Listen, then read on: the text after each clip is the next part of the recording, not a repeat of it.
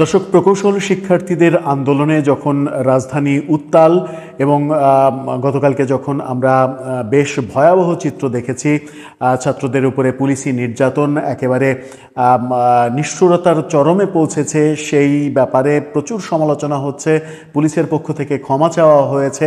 সেরকম মুহূর্তে মধ্যরাতে আমরা যে ব্যাপারটা খেয়াল করলাম, সেই ব্যাপারটা যেটা দাঁড়ালো মানে মধ্যরাতের পরে, এখন তো 28 তারিখ, মানে বলাই যায় যে মধ্যরাতের পরে 28 তারিখে এই ঘটনাটা ঘটেছে। সেটা হচ্ছে যে যাদের বিরুদ্ধে এই প্রকৌশল ছাত্রছাত্রীদের আন্দোলন, অর্থাৎ যাদের কোটা সংরক্ষণের ব্যাপারটা ছিল ডিপ্লোমা ইঞ্জিনিয়ারদের ক্ষেত্রে, সেই ডিপ্লোমার ছাত্ররা এবার এনসিপিকে বয়কটের ঘোষণা দিল।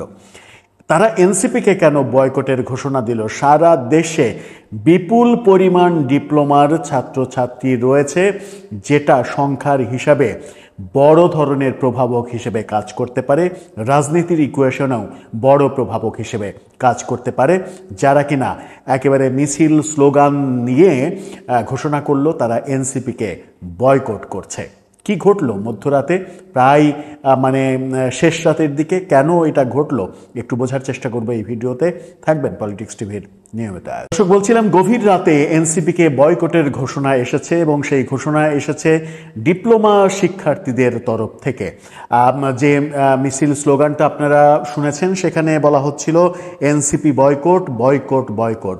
এই বয়কটটা তারা করেছে, যেখানে বলা হচ্ছে যে প্রায় 15 লক্ষেরও বেশি ডিপ্লোমার যে শিক্ষার্থী, সেই শিক্ষার্থীরা একযোগে আহ্বান জানিয়েছে যে তারা এনসিপিকে বয়কট করলো। এনসিপিকে হঠাৎ করেই কেন বয়কট করলো, এর পেছনের কারণ অনুসন্ধান করতে গিয়ে জানা গেল যে মূলত এনসিপির দুই শীর্ষ নেতার প্রকৌশলের ছাত্রছাত্রীদের যে আন্দোলন, সেই আন্দোলনের পক্ষে, অর্থাৎ ডিপ্লোমাদের জন্য যে কোটার ব্যবস্থা, সেইটার বিরুদ্ধে অবস্থান নেয়ার কারণে ডিপ্লোমার 15 লক্ষাধিক ছাত্রছাত্রী এবার এনসিপিকে বয়কটের ঘোষণা দিল।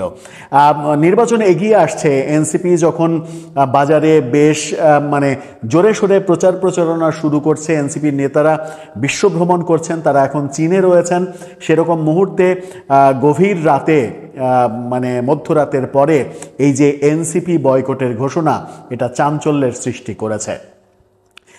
কেন তারা, কোন ইস্যুতে তারা বয়কট করছে এনসিপিকে?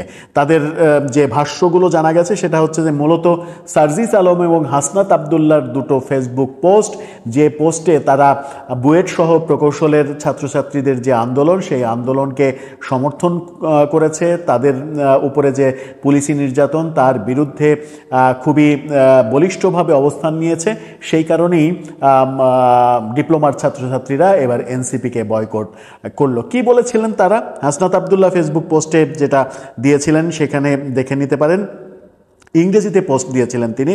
সেখানে তিনি লিখেছিলেন, I strongly condemned today's police attack on BUET students, there is no justification for using force against the student rightful protest.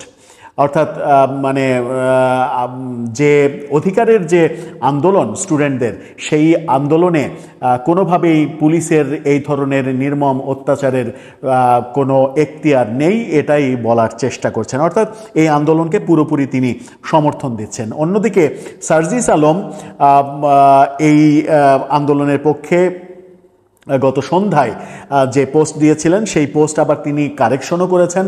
প্রথমে তিনি হাসনাত আবদুল্লার মতো বুয়েটের আন্দোলন বলেছিলেন, যে বুয়েটের আন্দোলনকে সমর্থন দিচ্ছি।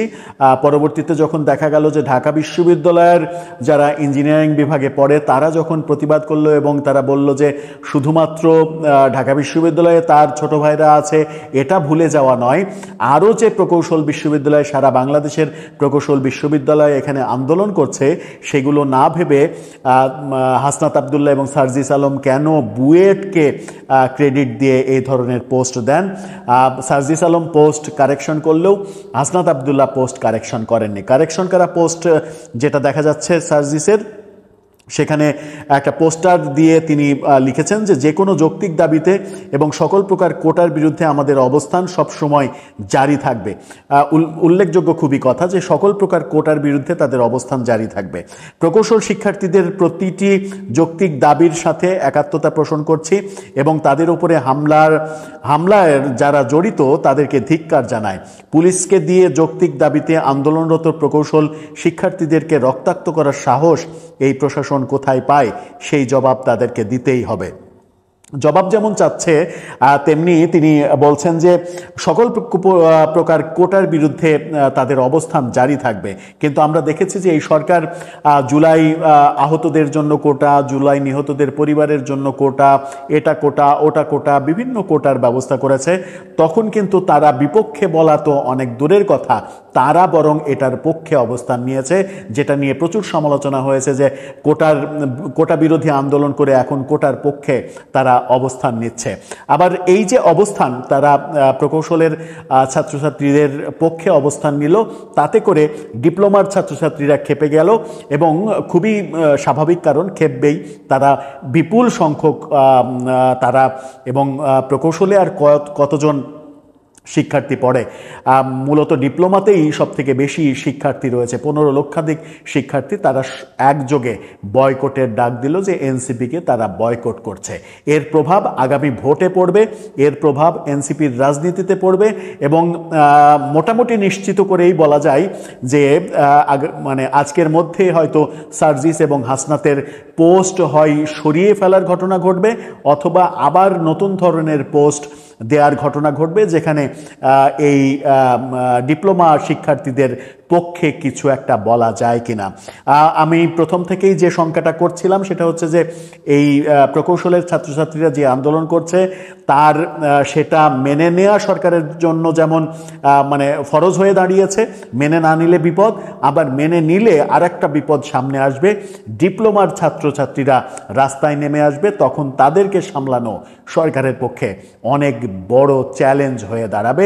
সরকার একটা দ্বিমুখী বিপদের মধ্যে পড়েছে, না পারছে এই দিকে যেতে, না পারছে ওই দিকে যেতে, মাঝখানে অবস্থান করার চেষ্টা যখন সরকার করছে, তখন এনসিপির এই দুই নেতা একদিকে অবস্থান নিয়ে 15 লক্ষাধিক ছাত্রছাত্রীর সমর্থন হারিয়ে ফেলছে।